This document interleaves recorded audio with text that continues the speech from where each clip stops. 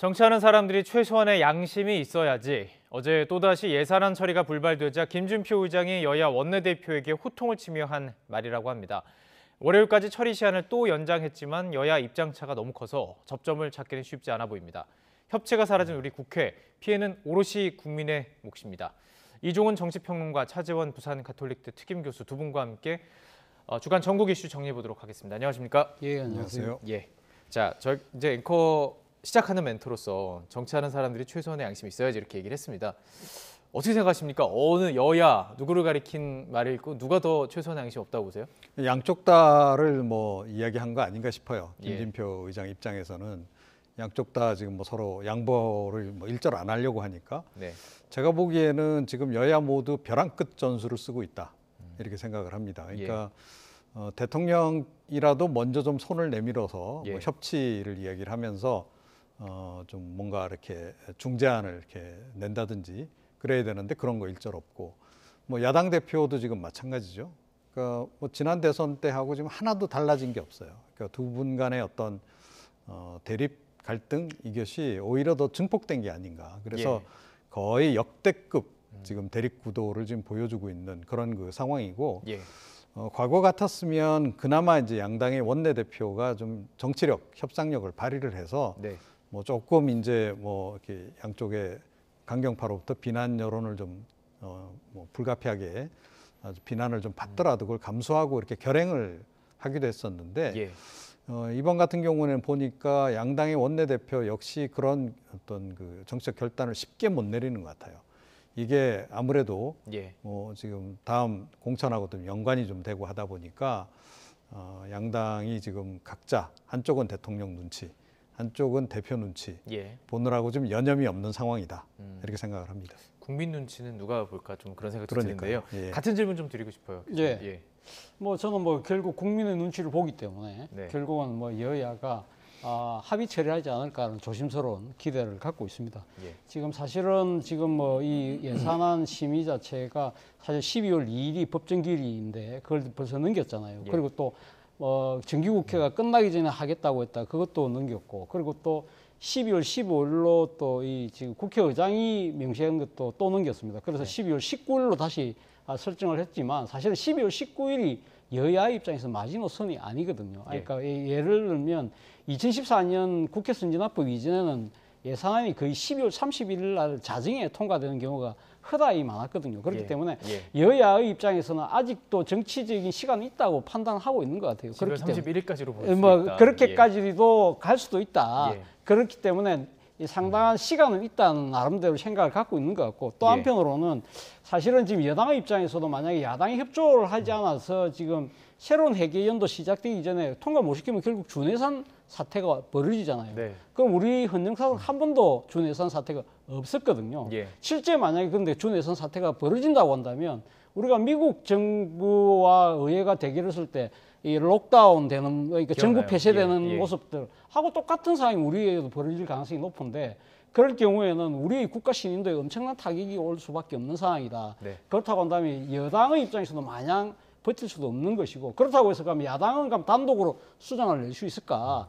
그건 어떻게 보면 사실은 이 소위 말하는 윤석열표 예산은 그러니까 지금 무조건 안 되겠다, 발목 잡겠다는 식의 행태로 비칠 가능성이 높다는 거죠. 왜냐하면 그러니까 야당의 입장에서는 이재명표 예산이 안 되니까 그럼 당신들 것도 안 되라는 식의 약간의 노을보 심보처럼 비칠 가능성이 있기 때문에 그것도 민주당 입장에서 택하기가 쉽지 않은 상황이라는 것이죠. 그렇기 때문에 결국은 여야 모두가 이렇게 지금 벼랑 끝으로 그러니까 가기는 합니다만 거기에서 그 벼랑 끝으로 뛰내릴 수 있는 정치적인 용기가 생길 수 없는 상황이다. 그렇기 때문에 저는 조심스럽게 이 여야의 타협을 기대합니다만, 앞서 말씀하신 것처럼 여야 원내대표의 정치적 자율권이 너무 지금 약화되어 있는 상황은 약간 우려되는 점입니다. 언제부턴가 여야 원내대표의 협상이 뒤집어지는 걸 참 많이 보게 됐고 지금도 그게 이어지는 것 같은데 지금 국회의원들 생각은 어떤지 모르겠습니다. 말씀하신 것처럼 12월 31일까지만 하면 되겠지 이렇게 생각할지 모르겠습니다. 그런데 지금 계속 이렇게 모래시계처럼 줄어들고 있는 시각이 있는 게 뭐냐면 국정조사예요. 45일이라는 기간이 있기 때문에 지금 31일까지 가버리게 되면 국정조사는 거의 제대로 된 걸 못 보는 그런 상황이 될 수 있는데, 그러다 보니까 이제 민주당에서는 그냥 국정조사 하겠다. 지금 이 얘기가 나오고 있어요. 그냥 다음 주부터 그냥 하겠다라는 건데 네. 이렇게 되면 어떻게 되는 거예요? 그러니까 일단 지금 야당이 수정안, 예산안 수정안을 지금 따로 마련을 하지 않았습니까? 네. 이제 그거를 처리하고 예. 그러니까 그러면 이제 예산안 처리는 끝난 거니까 예. 국회 절차상으로는 그렇습니다. 그러면 이제 그 다음 단계로 넘어가서 이제 뭐 여야 합의한 대로 예산안 끝나면 국정조사 재개하기로 했으니까 그때부터 이제 재개를 해서 하겠다. 지금 45일 국정조사 원래 예정했던 기간 중에서 25일 지났잖아요. 예. 뭐 2, 3일 이제 포기하더라도 네네. 한 열흘 정도만 바짝 하더라도 뭐 이 대여 공세를 펼치기는 충분하다는 생각을 할 가능성이 좀 있는 그런 그 지점이 아닌가 이렇게 생각을 하고요. 예. 사실은 지금 여야가 지금 팽팽하게 대립을 하고 있습니다만 네. 이게 좀 실리적으로 따져보면 이 예산안 처리가 지연이 됐을 때 실리. 누가 과연 더 손해일까를 네. 이제 좀 잘 따져봐야 한다라고 생각을 해요. 제가 보건대는 절대적으로 지금 여당에게 불리하다. 여당에 윤석열 불리하다. 대통령에게 불리하다라고 생각합니다. 대통령에게 만약에 불리하고. 야당이 야당 수정안을 통과시켜 시킨다든지 아, 예. 아니면 이제 예산안 처리 자체를 뭐 끝까지 이제 뒤로 밀어서 네. 윤석열 표 여러 가지 공약 사업들을 최대한 무산시킨 상태에서 뭐 예산안을 통과시키는 그런 상황이 왔을 때 네. 절대적으로 지금 여당이 불리하기 때문에 사실은 시간은 지금 여당 편이 아니다. 이렇게 일단 봐야 됩니다. 그리고 예. 기본적으로 지금 여소야대 구조 이것이 좀 바뀌지를 않잖아요. 네. 그런 상태라고 하는 점도 환경적인 요소로 좀 잘 고려를 해서 예. 제가 보건대는 이번에 이제 김진표 의장께서 특히 법인세 관련해서 중재안 내기도 했잖아요. 그거를 지금 받아야 되는 상황이 아닌가 이렇게 생각을 합니다. 예. 그래서 그런 전제하에서 야당이 수정안 단독으로 통과시키지 않고 예. 어찌됐건 윤석열 표 공약을 최대한 반영한 예산 통과시키도록 하고 네. 국정조사도 정상적으로 진행을 할 수 있도록 해야 되는데 네네. 그런데 강경파들은 생각이 좀 다른 것 같아요. 그러니까 국정조사 이거 절대 안 돼. 예, 이제 그런 거죠. 그렇다라고 한다면 예. 최대한 지연 작전 써서 뭐 예산안 통과 연말까지 하고 나면 이제 뭐 며칠 안 남잖아요. 네. 그러면 이제 뭐 국정조사도 사실상 무산되는 거니까 예. 그게 더 오히려 우리한테 유리하다. 뭐 이런 생각을 일부 또 하는 사람도 있지 않을까 이렇게 여겨지는데 예. 그거는 집권 여당으로서의 책임 있는 자세는 전 아니다라고 저는 생각을 하고요. 네네. 그런 점에서 빨리 예산안 처리하고 국정조사도 뭐 그동안 계속 이제 뭐 여당이 지금 발목 잡기 했다라는 이제 주장 아닙니까? 실제로 또 그랬던 측면도 없잖아 있고 네네. 국정조사를 그야말로 야당 일변도, 야당 일색으로 가도록 내버려 두는 것도 사실은 별로 바람직하지 않다라고 저는 생각을 합니다. 네. 그 부분도 계산을 좀 잘 해서 제가 제 생각으로는 뭐 가능한 빨리 지금 김진표 의장 중재안 중심으로 해서 예. 좀 타결을 하는 게 좋지 않을까 이렇게 생각을 합니다. 예, 알겠습니다. 그럼 지금 만약에 지금 말씀하신 것처럼 득실을 지금 따져보고 있는 상황일 텐데 네. 민주당 측에서 만약에 본격 가동하겠다, 국정조사 그냥 단독으로 해버리겠다. 네. 이렇게 하게 되면은 득실은 어떻게 되는 거예요? 어떻게 볼까요? 뭐 민주당 그러면요. 입장에서는 다단독으로 가동할 수 있죠. 네. 사실은 뭐 지금 그 국회 국정조사의 지금 계획서 본회의에서 의결 사항인데 사실 뭐 지금 민주당 의석만 지금 가반수를 차지하고 있기 때문에 민주당 뜻대로 그러니까 지금 국정조사 계획을 밀어붙일 수는 있지만 증인도 마음대로 부를 수 있고 그런 거죠? 그러면? 아니 근데 문제는 이거 정부 기관들이 제대로 협조를 할 수 안 할 거라는 것이죠. 그러니까 여당이 사실상 지금 국정조사를 보이콧하고 있는 상황에서 예. 정부의 기관들이 설사 국회에 온다고 하더라도 네. 제대로 된 정언을 내놓을 수 있을까? 자료 같은 것도 좀 그렇죠. 그런 측면에서 본다고 한다면 수박 그달기식 국정조사가 될 가능성이 높다는 겁니다. 그렇기 때문에 민주당 입장에서도 최대한 이 여야의 합의를 만들어내서 국정조사가 진짜 내실이 있는 조사가 될 수 있도록 해야 되는 측면이 분명히 있는 것이거든요. 과거 여야가 합의를 해서 국정조사를 하더라도 국정조사 결과를 여야 합의로 채택하는 경우가 거의 드물었어요. 그만큼 국정조사라는 것 자체가 실체적 진실을 밝혀내는데 상당한 한계가 있다는 이야기는 거꾸로 이야기하면 여당이 협조를 하지 않는 이상 네. 제대로 된 실체를 밝혀내기 힘들다는 것이죠. 그 네. 부분은 민주당도 누구보다도 잘 알고 있습니다. 그렇기 때문에 민주당도 가급적이면 지금 여당의 합의하에서 이걸 갖다가 지금 하려고 하는 생각이 분명히 있는 것이고요. 예. 지금 뭐 국민의힘 입장에서도 상당히 국정조사가 껄끄러운 것은 사실이죠. 그러나 이러한 국가적인 참사에 대해서 국회가 나서서 조사를 하지 않은 채 이 지금 뭐 사정당국, 수사기관에 모든 걸 다 맡겨놓은 상태에서 예. 진상규명이 제대로 될 수 있을까? 국민들이 그걸 납득할 수 있을까? 그런 국민들이 불신이 계속적으로 있는 상황에서 새로운 재발 방지 대책을 만들 수 있을까? 예. 그런 부분에 대해서는 뭐 지금 국민의힘 내부에서도 저는 상당히 침묵하고 있는 다수의 의원들이 걱정을 하고 있을 거라는 생각이 듭니다. 그렇다고 한다면 앞서 말씀드린 것처럼 네. 이 지금 예산 문제에 대해서는 저는 뭐 어느 정도 여야가 타협할 가능성이 상당히 높다고 보기 때문에 예. 그것이 된다고 한다면 지금 사실은 여야가 합의한 국정조사 일정이 11월 23일부터 1월 7일까지 45일간이잖아요. 그런데 사실은 여야가 합의만 하면 또 이 국정조사 기간을 늘릴 수가 있거든요. 그렇기 예. 때문에 예. 저희는 뭐 지금 많은 시간이 지나긴 했습니다만 빨리 여야가 그러니까 예산을 원만하게 처리하고 난 뒤에 국정조사도 예. 저는 합의를 해서 예. 시작하는 것이 맞는 것이 아닐까 생각이 듭니다. 지금 합의가 필요한 여야, 국회는 계속해서 좀 전선이 넓어지는 모양새입니다. 이태원 참사 49제였습니다. 어제가요. 여야는 또 한 번 이 주제를 놓고 또 충돌했습니다. 관련 발언 들어보시죠. 대통령께서 직접 시민 분향소로 가셔서 영정과 위패 앞에서 공식적으로 사과하시는 게 필요하다고 봅니다. 이태원 헬로윈 참사를 자신의 사법 리스크 방탄용 정쟁의 도구로 쓰는데 혈안입니다. 이태원 참사 49제예요. 어떻게 보세요? 정부 인사들이 갔어야 된다고 보시는지요? 네, 가는 게 저는 좋았다라고 생각을 합니다. 그러니까 국가 애도 기간 동안에 사실은 윤석열 대통령이 분향소를 거의 매일 방문하다시피 했지 않습니까?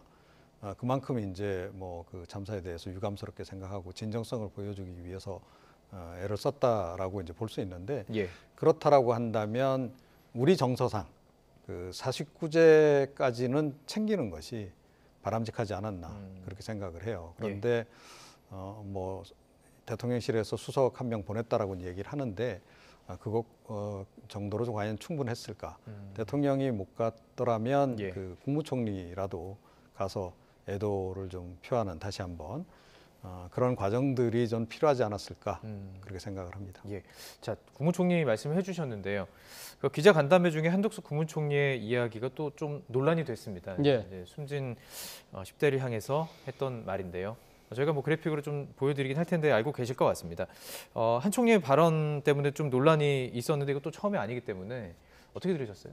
저는 상당히 부적절했다는 생각이 듭니다. 네. 그러니까 참사 현장에서 살아남은 앳된 고교생이잖아요. 예. 그러나 그 참사 현장에서 친구 2명이 생태 가서 목숨을 잃었다. 예. 거기에 대한 아마 트라우마가 엄청나게 컸을 거예요. 그런데 그 총리께서 좀 굳건한 의지로 버텼으면 어땠을까는 그러한 말씀을 하셨는데 뭐 저는 말씀한 뜻은 어느 정도는 뭐 저도 뭐 납득이 되는 측면이 있습니다만 그러나 유족들 입장에서는 그것을 과연 받아들일 수 있었을까요? 그러니까요. 사실은 지금 뭔가 이 정부가 좀 이 참사 이후에 여러 가지 대책들을 제대로 세웠더라면 어땠을까 이런 생각들을 유족들이 많이 할 수밖에 없는 상황이잖아요. 그런데 총리의 말씀만 들은다고 한다면 그 지금 당사자가 일종의 극복 의지가 부족해서 뭐 이렇게 또 다른 참사가 일어난 것처럼 말씀을 하는 것처럼 들릴 수밖에 없는 상황이잖아요.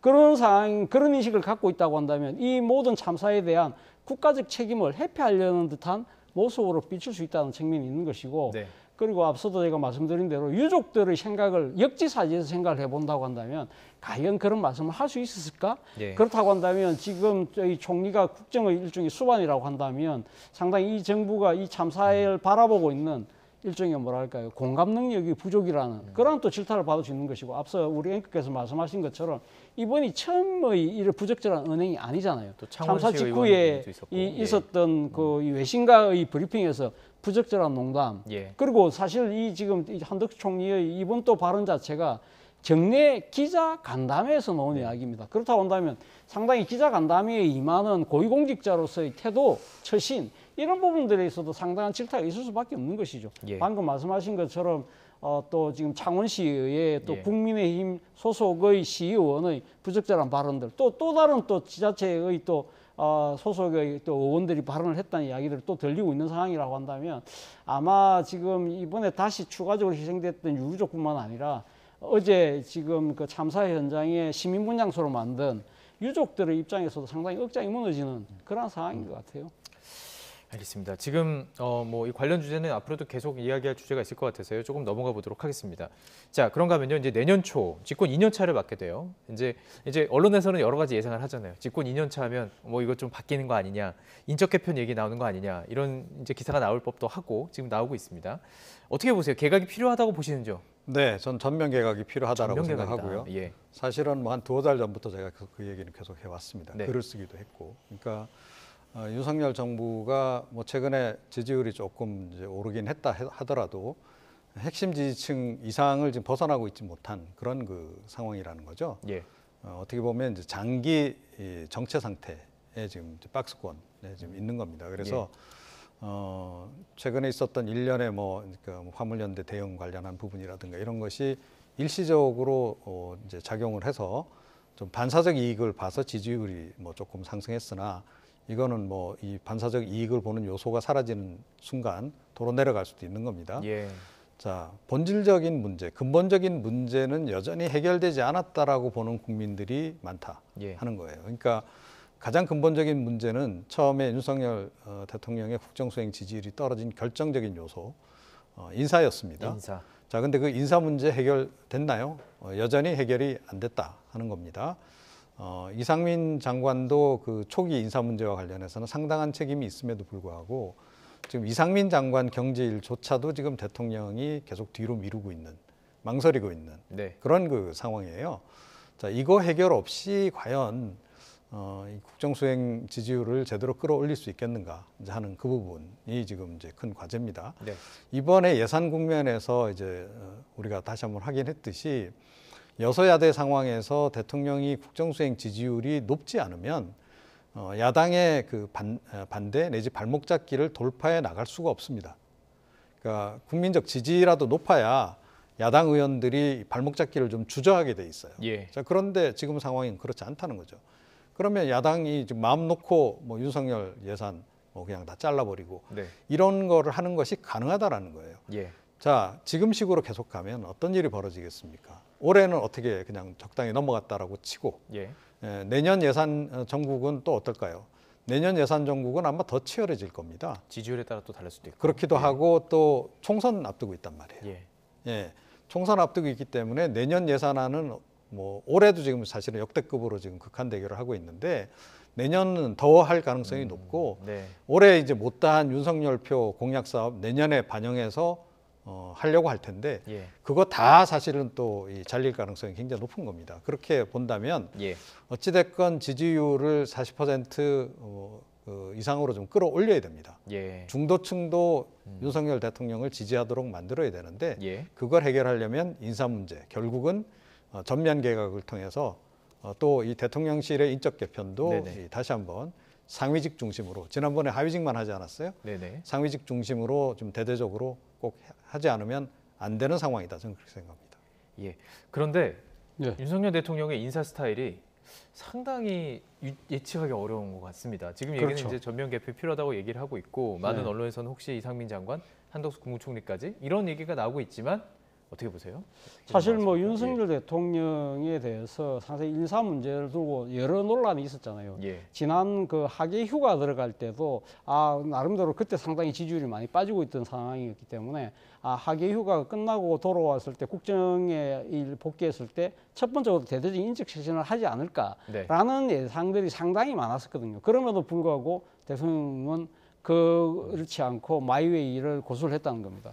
그런 상황이라고 한다면 저도 뭐 지금 상당히 그러니까 지금 국정쇄신을 위해서라도 대대적인 인적 교체가 좀 필요하다는 생각이지만 과연 그렇게 할까라는 생각이 든다는 것이죠. 예. 앞서의 그런 선례도 있고 또 사실 지금 집권을 하고 난 뒤에 통상 1년이 지금 안 지났죠. 내년 초가 된다고 5월이 하더라도 돼야죠. 기껏 예. 한 8개월 정도밖에 안 되기 때문에 네. 좀 빠르다는 측면이 분명히 아마 대통령 입장에 생각할 수도 있는 것 같고 또 하나의 측면은 지금 말씀하신 대로 지금 대통령의 지지율이 약간 반등해서 올라가고 있는 상황이기 때문에 예. 대통령 입장에서는 국정 운영에 대한 자신감을 지금 가지고 있는 상황이거든요. 그렇기 때문에 과연 할 수 안할 있을까 가능성이 그런 있다. 측면도 있고 또 하나는 일단 개각을 하게 되면 첫 번째 바꿔야 될 사람들을 많은 사람들이 생각했을 때는 일단 이상민 장관을 꼽을 수밖에 없는 상황이잖아요. 그런데 예.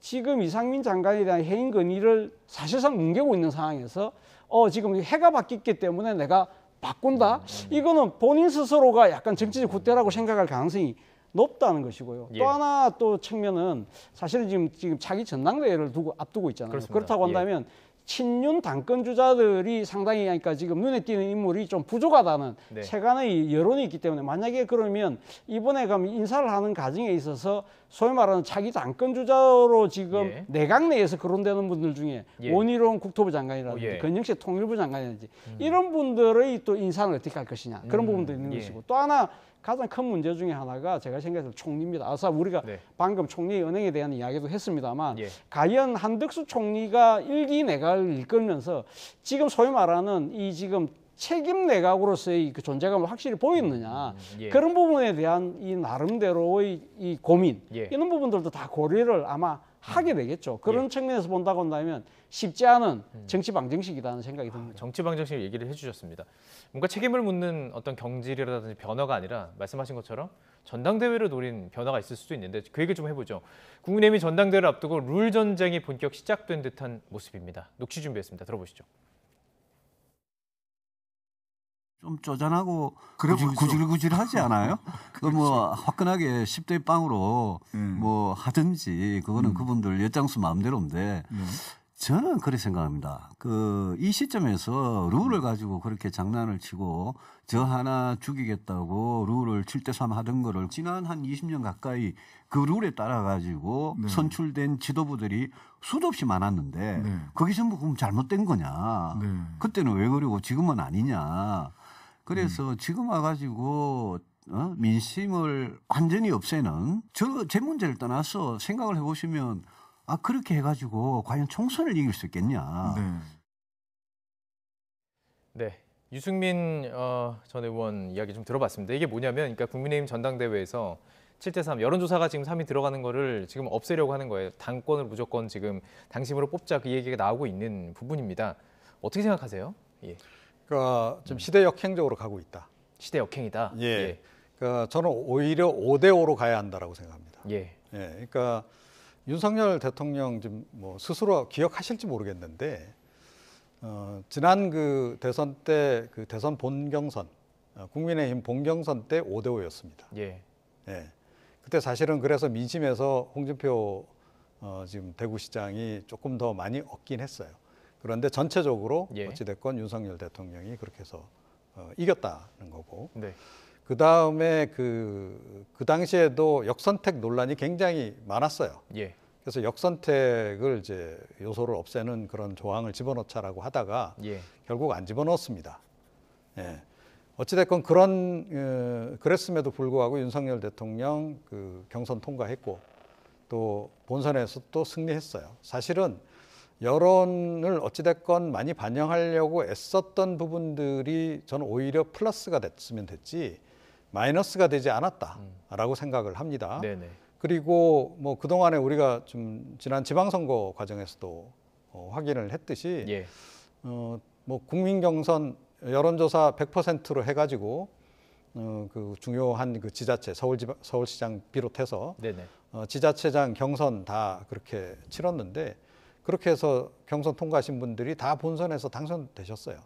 어찌됐건 민심을 조금이라도 더 반영하려고 해야 선거 승리 가능성은 높아진다. 예. 그게 일종의 이제 공식으로 거의 지금 이제 굳어져가는 그런 그 상황이라는 거죠. 예. 자, 그런데 지금 거꾸로 가겠다라고 이 얘기를 지금 하고 있는 거예요.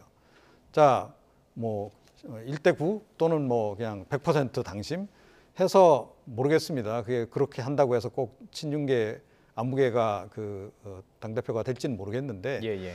그런 당대표를 탄생시켰을 때 예. 뭐 친윤계 입장에서는 좋을 수는 있어요. 예. 당내에서 어쨌든 당권은 자기네들이 지고 있기 때문에 좋을 수 있는데 과연 총선 본선 국면에 가가지고 이게 과연 유리하게 작용하겠는가 네. 하는 겁니다.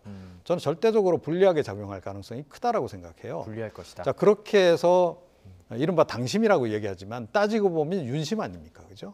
윤심을 업은 당대표가 이제 총선을 지휘하게 되는 건데 총선 네. 이전에 일단 공천부터 예, 이른바 이제 그 친윤계 공천을 공천 전쟁 하겠죠. 예. 뭐 예전에 그 친박 공천할 때처럼 예. 뭐 친박 간별사 마찬가지 이번에도 친윤 간별사 등장해서 또 그런 식으로 이제 공천 쫙 할 텐데 자 그렇게 해서 과연 총선에서 이길 수 있겠는가 하는 거예요. 저는 오히려 이게 총선에는 절대적으로 불리한 그런 그 상황을 예. 좀 유발할 수 있는데 예. 지금 가지 말아야 할 길을 지금 자꾸 고집해서 가려고 지금 애를 쓰는 이유를 잘 모르겠습니다.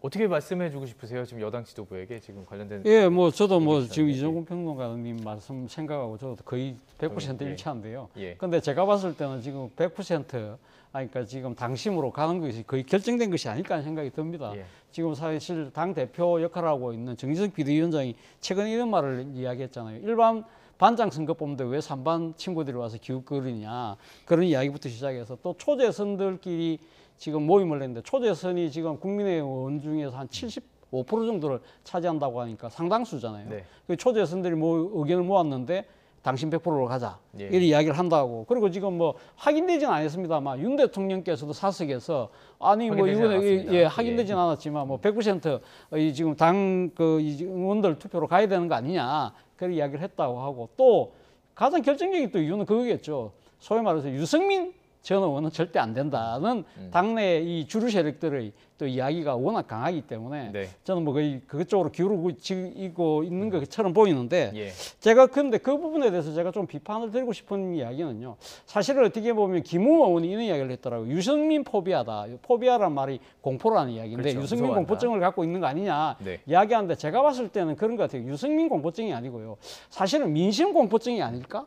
사실 그런 생각이 든다는 것이죠. 네. 민심이 나름대로 그러니까 이 선택하는 부분에 대해서 왜 그러면 국민의힘의 당심하고는 달라야 그러니까 그걸 왜 쫓아가면 안 되죠? 예. 그런 부분들은 상당히 왜 어떻게 보면 무서워하느냐? 앞서 말씀하신 것처럼 총선을 앞두고 있는 상황에서 당신과 민심이 괴리되는 상황이라고 한다면 집권 여당 입장에서 상당히 불리한 상황으로 갈 수밖에 없다는 것이고요. 예. 그리고 아까 뭐 지금 3반 그러니까 일반 반장 선거하는데 3반 친구들이 기웃거리지 말라는 이야기를 합니다만 네. 사실은 지금 이 여당의 당 대표는 이 일반의 학급 반장을 뽑는 게 아니잖아요. 국민의 삶을 책임지고 있는 여당의 당 대표를 뽑는다고 한다면 국민들의 의견이 예. 들어가는 건 당연한 거 아닌가요? 저도 학교 회장 정도 뽑는.